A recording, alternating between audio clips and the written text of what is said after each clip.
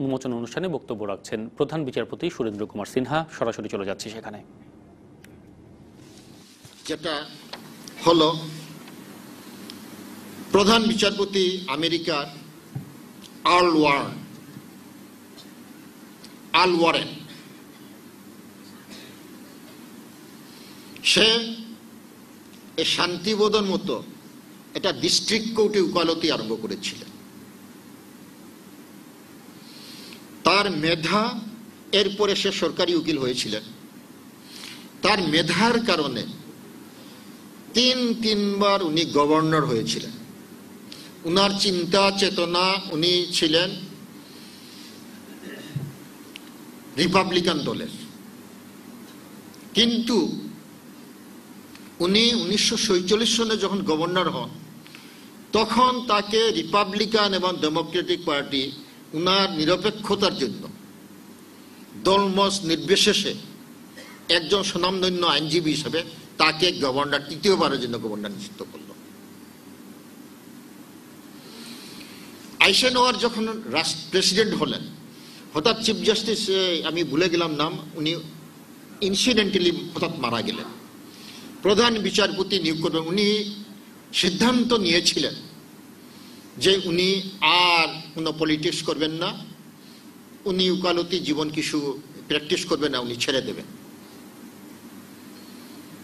তাকে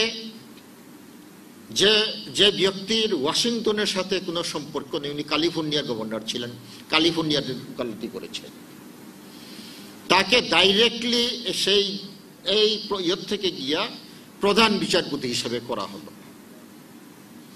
প্রধান বিচারপতি হিসেবে নিয়োগ করার পরে উনি রাজনীতিটাকে একেবারে ছেড়ে দিয়ে সেই রিপাবলিকান গভর্নমেন্টের আন্ডারে উনি প্রধান বিচারপতি। কিন্তু প্রথম যেটা আমেরিকা, যে এডুকেশনের সেগ্রিগেশন, কালোদেরকে এবং ইয়েদেরকে ইয়ে করা হয় না, উনার রুলিং এটা ইতিহাসে লেখা থাকবে। আমেরিকার ইতিহাস পরিবর্তন হয়ে গেল তার রুলিং এর উপর।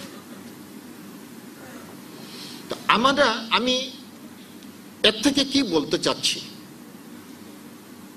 আমরা বিচারকরা হয়তো ছাত্র জীবনে বা প্রফেশন জীবনে প্রত্যেকেই চিন্তা চেতনা থাকতে পারে রাজনৈতিক। আমরা বিচারকরা যখন বিচারক হিসেবে শপথ গ্রহণ করি, এবং আমার যারা বিচারক দেশে আছে, হাইকোর্ট বিভাগের, আপিল বিভাগের এবং নিম্ন আদালতের বিচারকদের, তাদেরকে বলবো যে আপনারা আপনাদের পাস্ট ভুলে যান। এই বিচার বিভাগে আপনি যখন বিচারক, আপনাকে প্রেজেন্ট এবং ফিউচার, এই জাতির জন্য, এই 16 কোটি মানুষের মধ্যে কতজন বিচার।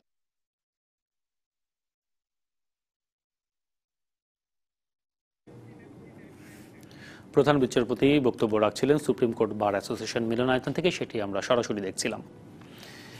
এখনো হজে যাওয়ার অপেক্ষায় রয়েছেন প্রায় 22,117 জন হজযাত্রী। 28 আগস্ট পর্যন্ত চলবে হজ ফ্লাইট। আজ বিমানের 5টি ফ্লাইটে 1892 জন এবং সৌদি এয়ারলাইন্সের 4টি ফ্লাইটে 1800 যাত্রীর সৌদি আরব যাওয়ার কথা রয়েছে। এখন পর্যন্ত সৌদি আরবে গেছেন 1,12,074 জন হজযাত্রী। আশকোনা হজ ক্যাম্পের বর্তমান চিত্র এখন অনেকটাই পাল্টে গেছে। হজ যাত্রীদের আনাগোনা নেই আগের মতো, তবে ক্যাম্পের বাইরে অপেক্ষমান শতাধিক হজ যাত্রী। এজেন্সিগুলোর টিকিট নিশ্চিত না করেই দেশের বিভিন্ন স্থান থেকে আশকোনায় আসার আহ্বান জানায় হজে যেতে ইচ্ছুকদের। এখানে আসার পর তাদের আর দেখা পাওয়া যায়নি বলে অভিযোগ করলেন অনেকে। যেতে দিচ্ছে না, বলছে যে না, আপনাকে যেতে দাও, ভিসা ছাড়া যেতে দেওয়া হবে না। আমাদের এখানে বাড়ি হচ্ছে না, আমরা বেডিং পত্র রাখে আর কোথাও যেতে পারছি না, খাইতে পারছি না, এই ধুয়োর মধ্যে বসে আছি আমরা। শুধুমাত্র টিকিটই নয়, এজেন্সিগুলোর বিরুদ্ধে প্রতারণারও অভিযোগ উঠেছে। 150 লোক হজযাত্রী, তার ভিতর আমার এখন আজ 4 দিন পরে আছে, আমার কোনো টিকিট হচ্ছে না। 18 সালে যদি পাঠায় তাহলে আমাদের 17 সালে তাহলে আমাদের পরিপূর্ণ টাকা নিল কেন? তাহলে আংশিক নিলেই পারত।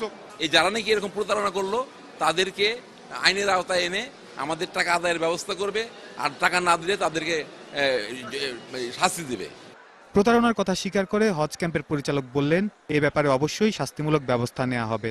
সব এজেন্সি কিন্তু এই প্রতারণা করছে না, সব এজেন্সি কিন্তু বাজে বিহেভ করছে না। এটি খুব হাতে গোনা আপনার 2-4 জন 10 জন, এবং তাদের কারণে আমাদের এই পুরো সিস্টেমটা, পুরো ব্যবস্থাপনাটি একটি প্রশ্নবিদ্ধ হচ্ছে। এদিকে হাবের মহাসচিব বলছেন, ভিসা পাওয়া হজ যাত্রীদের সবারই সৌদি যাওয়া নিশ্চিত করা হবে। যতগুলি ভিসা ইস্যু হয়েছে ইনশাল্লাহ তার সকলেই যাবেন।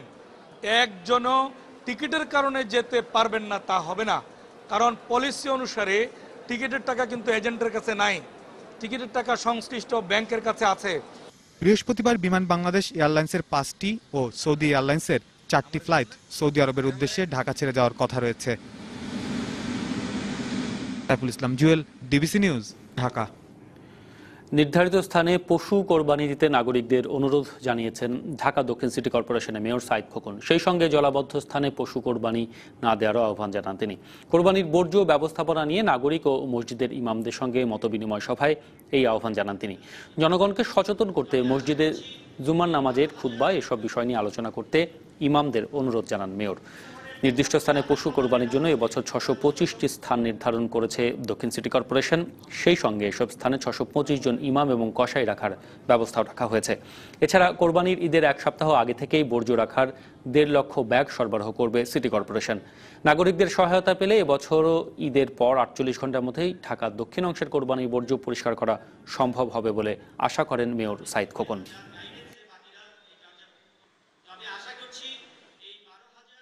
আপনারা আপনাদের কোরবানির পশু নির্ধারিত স্থানে আপনারা নিয়ে আসবেন। এই নির্ধারিত স্থানে পশু কোরবানি সম্পন্ন করবার জন্য প্রয়োজনীয় সমস্ত ব্যবস্থাপনা ঢাকা দক্ষিণ সিটি কর্পোরেশন ইতিমধ্যে প্রস্তুতি নিয়েছে এবং সমস্ত প্রয়োজনীয় ব্যবস্থাপনা নিশ্চিত করবে। ভেজাল প্যারাসিটামল খেয়ে 28 শিশুর মৃত্যুর ঘটনায় ঔষধ প্রশাসনের 2 কর্মকর্তাকে বরখাস্ত করা হয়েছে। হাইকোর্টে স্বাস্থ্য সেবা সচিব সিরাজুল হকের দেয়া প্রতিবেদনে এই তথ্য দেওয়া হয়েছে। গতকাল তাঁর ব্যাখ্যায় সন্তুষ্ট না হওয়ায় আজ তাকে আবারও তদন্ত করা হয়। এই ঘটনায় তদন্তে গাফিলতি পাওয়ায় ওই 2 কর্মকর্তাকে বরখাস্ত করা হলো। এর আগে তাদের বিরুদ্ধে কেন ব্যবস্থা নেওয়া হয়নি সেই ব্যাখ্যা দিতে স্বাস্থ্য সচিবকে গতকাল আদালতে তলব করা হয়। ভেজাল প্যারাসিটামল সেবনে 28 শিশুর মৃত্যুর ঘটনায় ঔষধ প্রশাসনের 2 কর্মকর্তার বিরুদ্ধে কি পদক্ষেপ নেওয়া হয়েছে তা জানতে চেয়ে রুল জারি করা হয়। এ বিষয়ে স্বাস্থ্যসেবা সচিব এবং ঔষধ প্রশাসন অধিদপ্তরের মহাপরিচালককে 72 ঘন্টার মধ্যে প্রতিবেদন দাখিল করতেও বলা হয়। সব রাজনৈতিক দলের সমন্বয়ে জাতীয় পরিষদ গঠন, ই ভোটিং এবং ব্যবস্থা সহ নির্বাচন কমিশনের সাথে বেশ কয়েকটি সুপারিশ তুলে ধরেছে বাংলাদেশ সাংস্কৃতিক মুক্তিজোট। ইসির সঙ্গে দলটির সংলাপ শেষে এসব জানান কমিশন সচিব হেলাল উদ্দিন আহমেদ।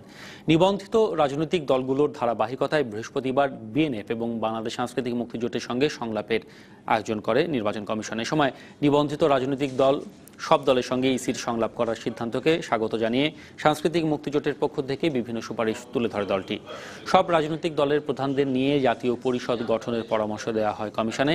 সেই সঙ্গে স্থানীয় পর্যায়ের নির্বাচনে ই ভোটিং ব্যবস্থা চালু করা সহ এবং ভোটার তালিকা সব রাজনৈতিক দলের কাছে দেওয়ার কথা বলেন তারা।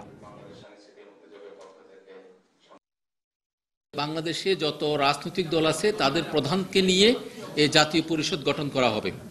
এই জাতীয় পরিষদের এটা একটা প্রাতিষ্ঠানিক রূপ হবে এবং জাতীয় পরিষদের প্রধান হবেন আমাদের প্রধান নির্বাচন কমিশনার। আরেকটি প্রস্তাব ওনারা দিয়েছেন, সেটি হলো আমাদের এই নির্বাচন কমিশনের যে আইনি কাঠামোগুলো আছে এগুলো পর্যালোচনা করা এবং সংস্কার করা। নির্বাচনকালীন সময়ে নির্বাচন কমিশনের অধীনে স্বরাষ্ট্র মন্ত্রণালয় এবং জনপ্রশাসন মন্ত্রণালয় যদি থাকে তাহলে নির্বাচন অত্যন্ত সুষ্ঠুভাবে এবং নিরপেক্ষভাবে অনুষ্ঠিত হবে বলে তারা। টেকসই উন্নয়ন লক্ষ্য পূরণে পরিবেশ বান্ধব খাতে বিনিয়োগ বাড়াতে আবারও আহ্বান জানিয়েছেন বাংলাদেশ ব্যাংকের ডেপুটি গভর্নর এস.কে. সুর চৌধুরী। রাজধানী মিরপুরে Bangladesh institute of bank management BIBM আয়োজিত এক সেমিনারে এই আহ্বান জানান তিনি। তবে বেসরকারি ব্যাংকগুলোকে পরিবেশ বান্ধব ও টেকসই শিল্পে অর্থায়নে উৎসাহিত করতে একটি আলাদা তহবিল গঠনের পরামর্শ দিয়েছেন সাবেক ডেপুটি গভর্নর খন্দকার ইব্রাহিম খালেদ। এ সময় পরিবেশ বান্ধব ও টেকসই খাতে বিনিয়োগের বাধাগুলো তুলে ধরা হয়। অনুষ্ঠানে বিআইবিএম এর মহাপরিচালক বলেন যে পরিবেশ বান্ধব টেকসই অর্থায়নের উদ্যোগ কেবল নীতি নির্ধারকদের পক্ষ থেকে নিলেই হবে না, এ বিষয়ে ব্যাংকারদেরও উদ্যোগী হতে হবে।